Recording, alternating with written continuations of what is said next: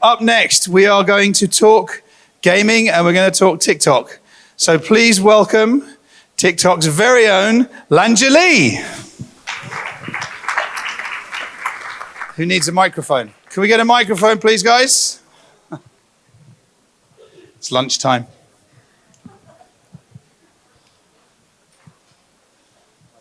Thank you.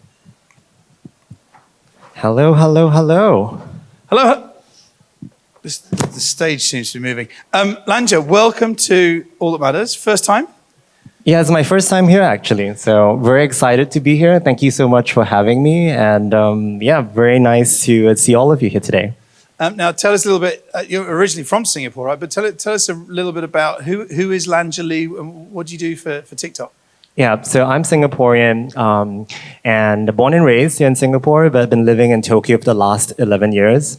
Right, I've joined ByteDance like 3.5 years ago, looking at the corporate development side for our ByteDance games business, right? And about 1 year ago, I've moved over to our TikTok business unit and had the privilege of looking at the gaming vertical and growing that video content vertical category ever since. So very excited to be here to talk about it. So you got one of the cool jobs, right? Oh, it is a very fun job, that's for sure. Yeah. And tell us. Now I do this a lot. I'm very lucky to meet a lot of friends from TikTok on stage, and I always do ask the same question. But give us some of the numbers. What are the numbers relating to TikTok gaming? Because you got lots of zeros, haven't you? Yeah. So gaming has grown quite organically on the platform, and we've kind of started to take notice of some numbers that we think would be very helpful to kind of steer this conversation. So to put things in perspective, we have more than over 400 million users that will actually interact with some form of gaming content on our platform, with 70 million users looking at live gaming specifically on TikTok. Right.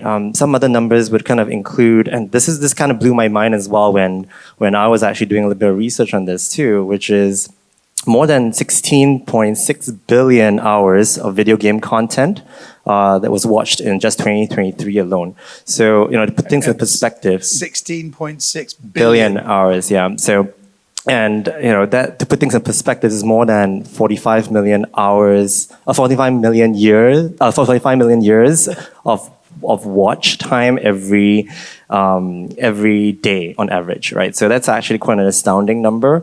So I feel I feel a huge responsibility to make sure that we do good to kind of ensure that we serve our users well. Yeah. So some amazing numbers. Now, obviously, you're primarily known as a video content platform. Yeah. How do you plan to continue growing this model, and especially with competition from other platforms? Yeah, so what is really interesting is that for me specifically, I'm very focused on our overall content supply within our ecosystem, right? So my key stakeholder groups are primarily our creators, right? Our publishers, as well as our users, right? And when we think about where does TikTok fit within the overall scheme of things, right? We do think that a key focus is really more on understanding, number one, our creator base, right? So for us, we do pay a lot of attention to ensuring that our creator base is growing as a healthy supply, and that our creators can monetize well on the platform and they create good quality content. And by doing so, kind of encourages more publishers not publishers, but viewers, because of the content that creators create. So viewers then get more engaged within the platform. And when there are more viewers, we see that publishers then are incentivized then to kind of promote and advertise on our platform. And with that, right, we do see publishers then create incentives for creators, right, to kind of promote more of their content on the platform too. So this is kind of like this flywheel effect that we're trying to create, which we think that is very unique to us, because we also expand into both not just short form video, but also on the live aspect of things. So we do think that we have that ability to connect the dots very well across these three key stakeholder groups much better than the other platforms, and we intend to continue to push on that front. There's some things here that also kind of astound me. Just last year alone, or last year alone, we had 1,000 new games on the platform that was actually launched with TikTok as like a marketing tool, right? And I think there are more than 5,000 games that you can actually find on the platform as well. So for us, it's about making sure that we're able to keep up to date, right? And we are the first place where people can kind of discover content as well. And yeah, so that's pretty much like how I think we are, trying to stay ahead of the pack by connecting these three stakeholder groups together. And you mentioned big numbers, 400 million daily active, or over 400 million daily active gaming viewers.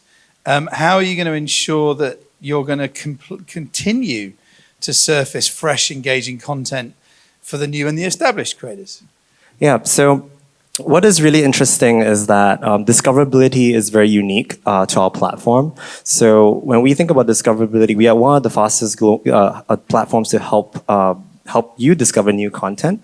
And one thing that we've understood very clearly is that regardless of how many followers you have, right, we are able to actually serve the right content to the right user, right? So if you focus on high quality content, right, and ensure that you are within our community guidelines, your content will be served to the right user. So unlike a very traditional model where with more followers, you will have perhaps more organic views, right? And that kind of snowballs, right? So it becomes like a one creator kind of controlling a large majority of, I would say, the mind share of the content. For our case, it's really it's many to many kind of approach, right? So we do think that our algorithms, and I think for those who are familiar with the TikTok user experience, it's more about the For You page as well. So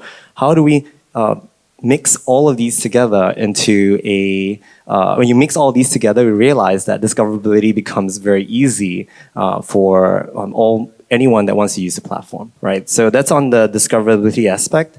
One thing that we focus a lot, especially on our team, that focuses on content, we look a lot into the tools as well, right? So when it comes to the tools for our live creators on the platform, we think about how can we create those tools that would directly help our users. So give you an example, we have a TikTok live studio that works for our gaming creators, and the tools behind that, so live chat, right? And the entire user experience for creators, I think that's something that we focus a lot on.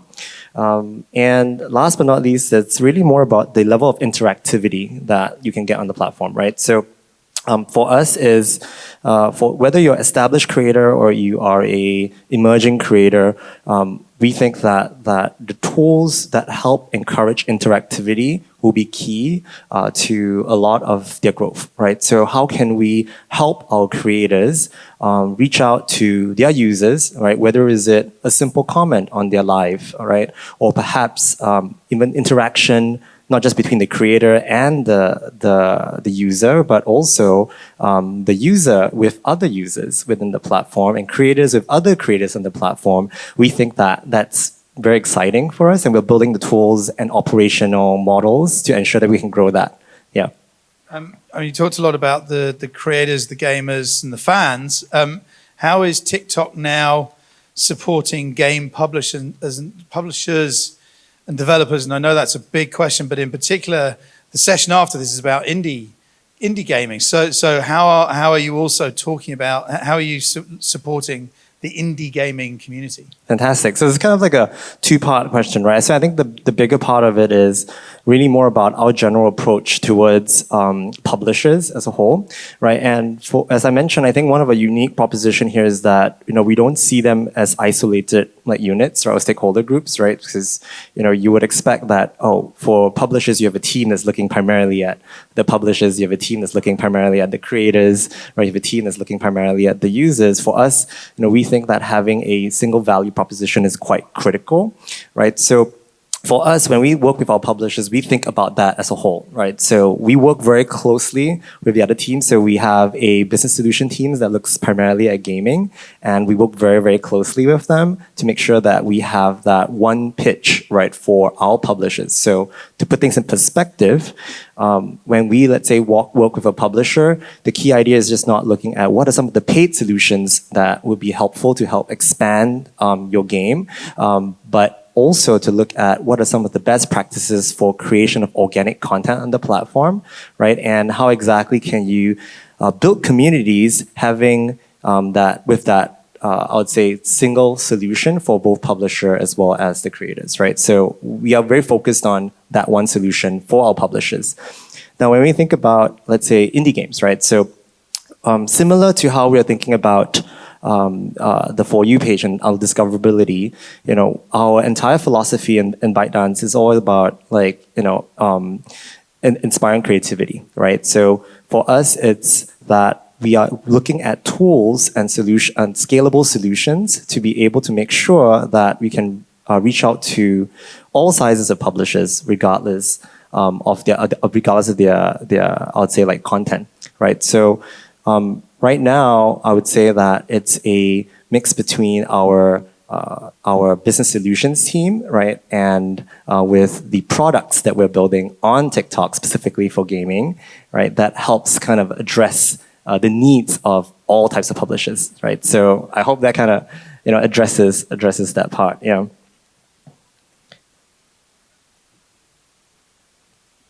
So yeah. So I mean, those products. You mentioned Live Studio and what have you. And are there any new interactive things coming up? Yeah. So I think what would be very interesting to take or at least to look forward to is that we're looking at solutions or product features that allow you to kind of co-host with other streamers when you're doing live streaming, right? And I think more importantly also it's about that community like we're talking about, right? So I won't be able to speak specifically to those products that we're building, right? But you can look forward to a more social approach, right? Where we can encourage our creators to kind of play together, right? Or our creators with their fans to kind of play together as well, right? So think about this, I would say everything is centered around this idea of having higher interaction between the stakeholder groups. Yeah. So live streaming really is very important for gaming on TikTok. Yeah, and which is why I'm kind of out here as well, kind of spread the good word about TikTok Live as a whole, right? Because we do know that as we're growing gaming on TikTok, one of the key things that we've understood is that there are not many people who understand that TikTok actually does live, right? And when you look at the numbers in perspective, just now I was mentioning more than 400 million users actually use or at least have come across gaming. That's really more on the short form video side. But when you get a live side, it's only 70 million, right? We have a huge gap to cover on that. And we do think that there is this synergy between short form video as well as live, right? Where we do see an increase in live followers and engagement for live creators when they actually have strong short form video content as well. And for short form video creators who are on the platform, they're actually able to use TikTok Live to increase engagement with their fan following and also help them monetize through live as well. So we do see that interconnectivity, right? And we want to push that a little bit more strongly too. Yeah. It is absolutely fascinating. I guess the final question, I think we've saved a little bit of time, but what is exciting? What's up next for TikTok and what's up next for gaming in TikTok? Yeah, so one thing that I failed to mention, and it's good to kind of share as well, is that because we see the incredible growth of gaming on the platform, we are spending more time now building a focused effort around gaming content, right? So you will see more specific, I would say, actions, right, from a company that's really looking at increasing gaming-related product features on the platform. You also see a stronger operational model around how we're looking at gaming content, and as well as how we are looking to engage with our creators globally.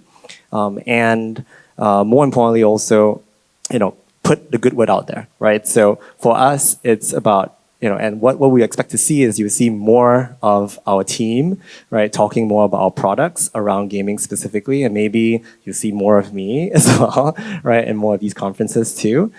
So yeah, that's something that really excited, right, in the last like 3-4 months that we've been starting to grow this, right? So hopefully you'll hear more about us in the conferences to come. And maybe I'll be here next year telling you about what has happened and what are the progress updates that we've had with the vertical. Fantastic. Well, you can also be the first person I invite to Gaming Matters Dubai 2025 live on stage, ladies and gentlemen. There you go. Yes. we did have your team with us Yes. in April. Your awesome team in Dubai. So look, well, I know that we're running early here, which I haven't said in 19 years. But you talked about 1,000 new games. You talked about 400 million views per day. You talked about quality, not just content that matters, but quality content matters. You talked about the many-to-many algorithm, co-hosting and live streaming. So ladies and gentlemen, gaming clearly matters to TikTok. So please, Lanja, thank you so much for joining us for the first, not the last time. Ladies and gentlemen, Lanja Lee. Thank you.